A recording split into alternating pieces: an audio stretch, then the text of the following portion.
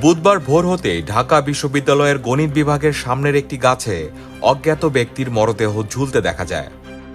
পরবর্তীতে ঝুলন্ত মরদেহটি উদ্ধার করে পুলিশ। আজ বুধবার সকাল ৯টার দিকে শাহবাগ থানা পুলিশ ওই মরদেহ উদ্ধার করে।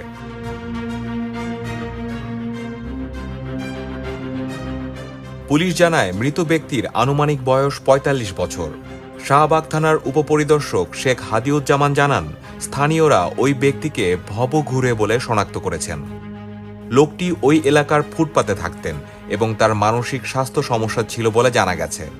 প্রাথমিক অনুসন্ধানে জানা যায় যে মঙ্গলবার রাতে তিনি গাছে উঠে আত্মহত্যা করেন। তবে এই বিষয়ে আরও তদন্ত চলছে বলে জানান তিনি। আইনি প্রক্রিয়া শেষে ময়নাতদন্তের জন্য মরদেহ ঢাকা মেডিকেল কলেজ হাসপাতালে পাঠানো হয়েছে বলেও জানান পুলিশের এই কর্মকর্তা।